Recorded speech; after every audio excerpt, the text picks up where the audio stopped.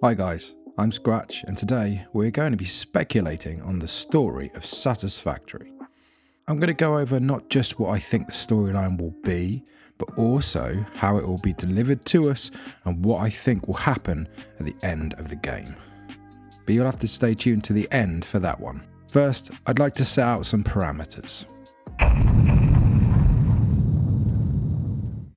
The devs have already said the story is going to be quite limited. You do need to take some story steps to complete the game. Yes, you can't completely skip it, but it's not like in your face or anything like that. Like it's still factory building game for the most part. But I think we can look at the two games Satisfactory gets compared to most often for how the story will be structured. The first one being, in Factorio, you don't really have any traditional story, though I've not played it, so correct me in the comments if I get this wrong. You have an end goal of launching a rocket into space, and many smaller goals along the way. All the story comes from how you decide to achieve these goals, the different decisions you make, and what the most efficient way to build a production line is, or when you take on a biter nest. This is called Ludo narrative. Basically, you create the story by your actions playing the game. For example, you have a close call with biters attacking your base, which gives you the excitement of an action scene. Or unlocking a new part to produce means you have to get your brain in gear to solve the puzzle of how to best integrate it into your existing production setup. None of this is scripted by the devs, and it's unique to this playthrough. It's all been created in-game by how you react to the challenges the game presents you. This is how I think the majority of our time in Satisfactory will play out, with project assembly being our target, much like launching the rocket is in Factorio. But I think there will be a more traditional narrative as well, quite like Subnautica is the other game that Satisfactory gets compared to a lot, due to them having a similar art style. But I think the similarities will go deeper than that. The story in Subnautica is there, but doesn't really get in your way. By the way, spoilers for Subnautica ahead. You can interact with the story at your own pace, dipping into it when you want to. You'll find more of it as you explore the world, finding crash pods, the island with the massive space laser on it, or the telepathic sea dragon. All of these places reveal a little bit more about the story, either through environmental storytelling or logs you find. I think that the story will be given to us in two different ways. Firstly, we'll get some narrative through unlocking tiers, finishing milestones, and completing project assembly stages. We already get messages from Ada when we unlock some new tech, but I think they will build on this in the full game. I think when we unlock tech, that is a new gameplay mechanic, such as pipes, power, transport logistics such as trucks or trains or drones, we will get something more in-depth than just a quick message from Ada. This could be something along the lines of the video we see in the cinematic intro, and they will give us some more details on how this tech works. For example, how the flow of liquids in pipes works. I also think we'll get some other parts of the story unlocked with these, but I'll get to that in a bit. The other main delivery method will be through us exploring the map. Satisfactory has crash pods just like Subnautica. The crash pods in Satisfactory draw you to them by containing alt recipes, similar to Subnautica, where you often find new tech in crash pods, along with logs that fill you in a bit more on the world and the story of the game.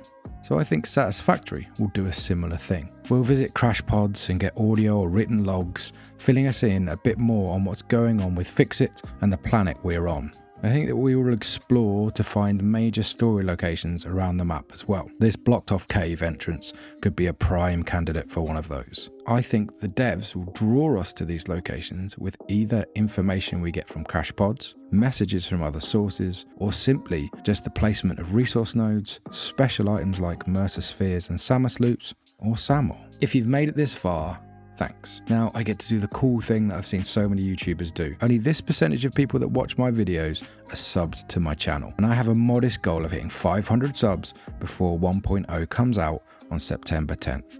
So if you could help me out and sub to the channel, I will be forever indebted to you. And I'll do my best to repay that debt with fun and informative videos like this one, which I will continue with now. This is what I was teasing before as our other source of information. I think we'll get messages from a few other characters that will give us direction and a lot of plot of the game. We have 2 so far.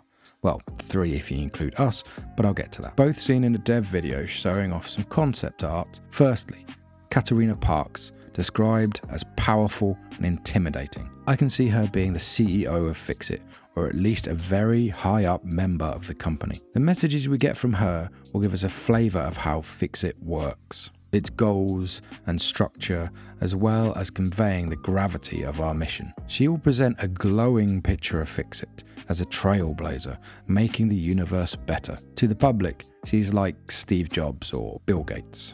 Public figurehead responsible for all the good the company does, but in private, she's a dragon who chases the growth of Fixit at any cost. We'll get a better view of this side of her through subtle comments she makes, but mainly through her long-suffering assistant. Steve, I believe, will be the overworked assistant that will give us an insight into the real Fixit. Possibly not intentionally. I think he will also idolize Fixit and Katarina, but he's just so overworked, he mentions things he probably shouldn't. Like how maybe Fixit is struggling financially and Katarina is hiding it from the board. Possibly that she is pinning all her hopes on what you are doing. But more on that later. The final character to talk about is the player character, but I kind of think it doesn't matter too much. In games like this, the player character tends to be a blank slate, so I don't think we're getting any kind of named character. Not to say that we won't get any characterization of who we are, maybe something about who would take this kind of job, but nothing too specific. There are many theories out there that come to the conclusion that the Pioneer is a robot or an avatar due to the boot up screen we see when we die. I think there is some validity to this thought, but I'll dive deeper to that when I sum up what I think the story will be.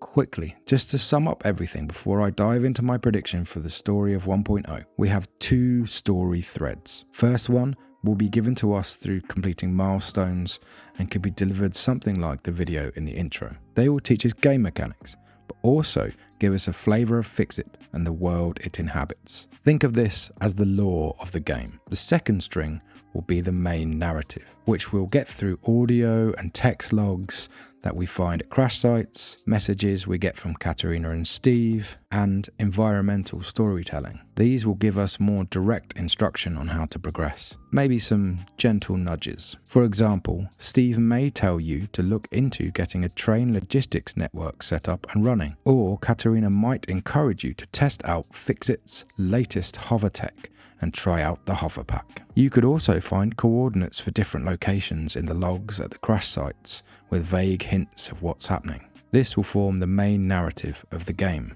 But what will that be? So, the time has come for me to stop beating around the bush and tell you what I think the story will be about. As I've hinted at, I think we're going to get information that clues us into the fact that Fixit is struggling, either due to mismanagement, lawsuits against their bad business practices, not having any successful breakthrough products recently, or a combination of all of those. Fixit is desperate, and so is Katarina. Having successfully managed to hide the fact that Fixit is about to implode from the board and the outside world, she puts all her chips into one final plan to save the company, and that's you, and what you're doing on that planet. First, we think this plan is whatever Project Assembly is, and we'll find out in time that we are half right. As the story goes on, we find Mercer spheres and Sama sleeps that are able to beam messages into our heads, imploring us to collect them with messages containing information they couldn't know about our world without having read our minds. And that is what Katarina is really after. An ancient alien tech developed on an artificial planet to both control and read people's minds. She's been trying for a while to get her hands on it, but every time she sends someone down to get it, a defense mechanism created to stop anyone getting their hands on this tech kicks in. It takes control of the person and forces them to crash land on the planet. Those that are lucky enough to survive the crash landing are subjected to mental torment, slowly driving them insane, which we get a glimpse of through their logs. So, how did we survive and seem to have no ill effects? We are some kind of artificial life form, maybe a robot, maybe an avatar, but most importantly, we have no organic brain for the alien tech to control. In the end, we find out the alien tech is the planet itself, and Project Assembly is a giant space station built to control it and use it to propel Fix-It into a new golden age. Now, if you think that's a bit far-fetched, it's because it probably is, and it's a massive guess on my part. But I wanted to make my pitch for the story worth watching this whole video for. If you've got any theories of your own, or are watching this after 1.0 has come out, and want to let me know how wrong I was, let me know down in the comments. This video has been a lot of speculation, but if you want to have some concrete facts about what's going to be in Satisfactory 1.0, check out this video. I've been Scratch, thanks for watching, and I'll see you in the next video.